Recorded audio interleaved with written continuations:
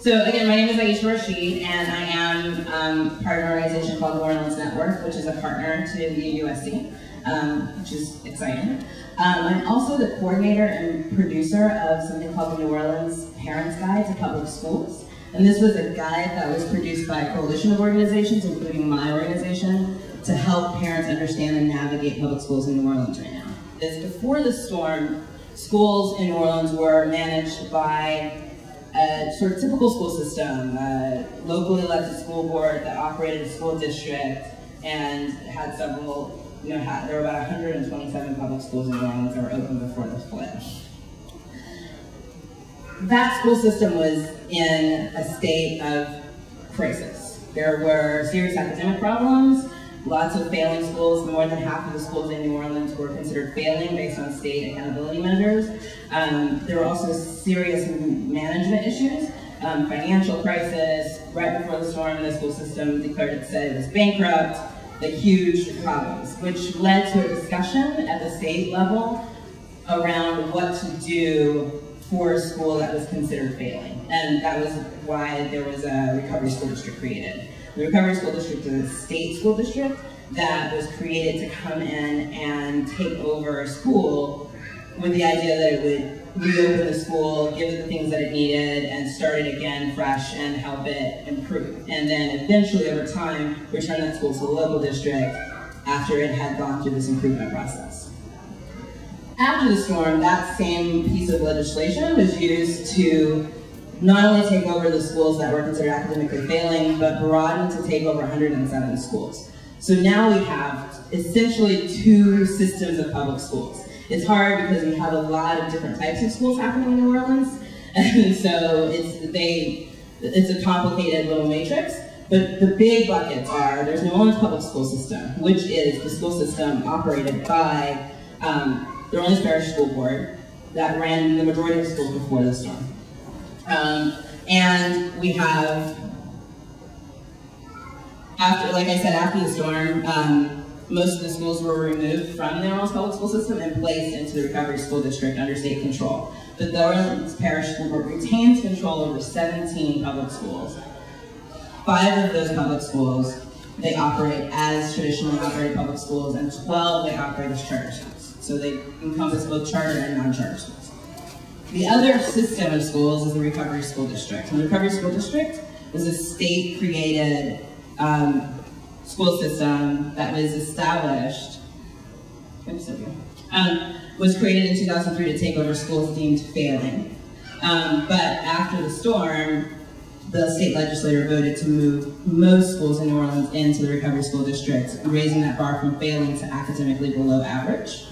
The recovery school district includes about 30 charter schools. So both systems have both traditionally run public schools and charter schools. Talk about the quality of education in New Orleans, what it was like before the storm, and what the projections are. So we got to this decentralized system in the first place because there was really serious quality issues in schools in New Orleans before the storm. And I think that that's a mixture of a bureaucratic system, a large school system that didn't necessarily always respond to the needs of individual schools. There were a lot of really great principals who were somewhat restrained in their ability to do what they needed to do by the bureaucracy, or being called to meetings all the time at the central office, or leaving their school and not being able to do what they need to do at the school, these sorts of things, right?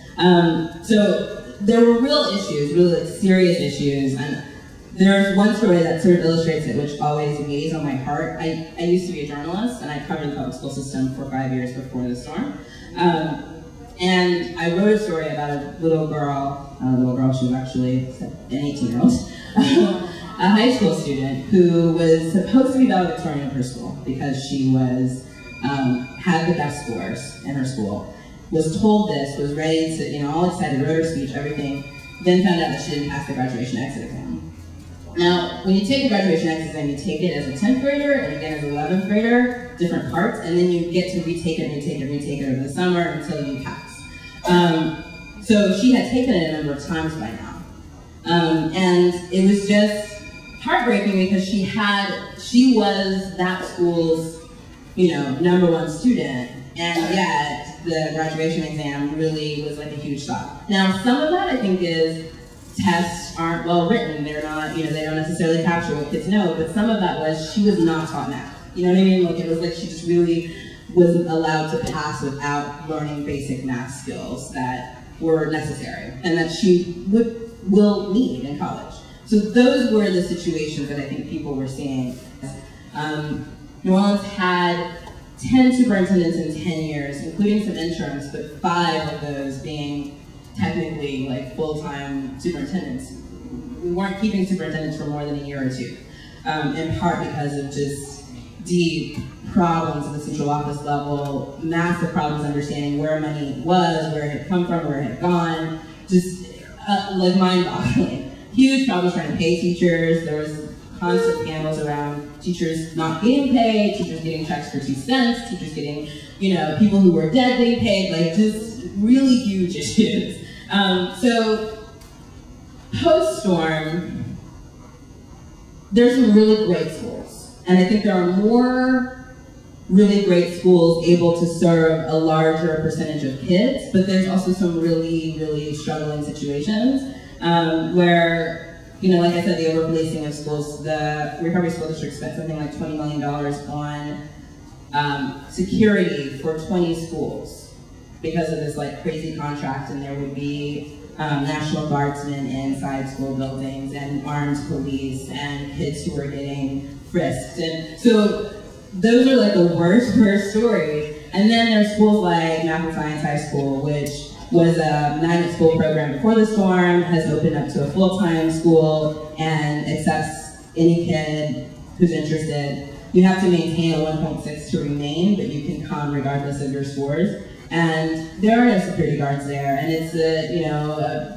very holistic, lovely environment that you talk to the students there, and they're really excited, and they're learning amazing things. And so that's exciting to see, but the discrepancy between those two realities, like that the kids are going to John Mack are being frisked by security guards to get in, and the kids that go to Sky High are, have this wonderful environment. And one of the things that makes me sad is that I think sometimes people choose to react by saying it's not right that Sky High exists, but I guess in my heart there's a piece of me that says the kids that go to Sky High deserve that school, and the kids that go to John Mack deserve that school too. So how can we make sure that that school exists everywhere?